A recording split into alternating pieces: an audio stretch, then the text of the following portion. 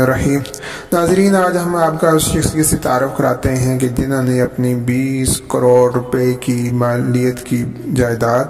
Al-Khidmat foundation کے ادارے آغوش کے حوالے کر دی۔ جناب یہ ہیں شیخ پورہ کے جناب شیخ محمد افضل صاحب کہ جنہوں نے 20 کروڑ روپے مالیت کی زمین الخدمت فاؤنڈیشن کے ادارہ آغوش کو دے دی، جس میں 80 بچے جو کہ یتیم ہیں تعلیم حاصل کر رہے ہیں۔ شیخ پورہ کے جناب شیخ محمد افضل کی کوئی اولاد نرینہ نہ تھی، 2 ہی بیٹیاں تھیں اور انہوں نے دونوں کو اپنی زندگی میں جائیداد میں حصہ دے دیا، مگر اس کے بعد پھر شیخ صاحب کو ایسے حالات آئے کہ انہیں شیلٹر ہوم میں پناہ لینی پڑی۔ وہ مختلف بیماریوں اور تکالیف کی وجہ سے بہت زیادہ ادویات بھی کھایا کرتے تھے۔ ان کو شیلٹر ہوم میں شدت کے ساتھ احساس ہوا کہ غریب کتنی مشکل میں زندگی بسر کر رہا ہوگا، لہذا انہوں نے اپنی 20 ایکڑ کی زمین، جس کی مالیت 20 کروڑ روپے کے لگ بھگ ہے، الخدمت فاؤنڈیشن کے ادارہ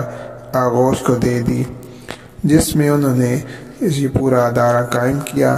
اور اب وہاں 80 بچے جو کہ یتیم ہیں وہ نہ صرف تعلیم بھی حاصل کر رہے ہیں بلکہ وہاں انہوں نے رہائش بھی اختیار کی ہوئی ہے۔ اگرچہ شیخ محمد افضل صاحب کی کوئی اولاد نرینہ نہیں ہے، مگر آغوش اسکول اور سینٹر میں تعلیم حاصل کرنے اور وہاں رہنے والے 80 بچے شیخ صاحب کو دادا ابو ہی کہہ کر پکارتے ہیں۔ اب نہ تو وہ ادویات کھاتے ہیں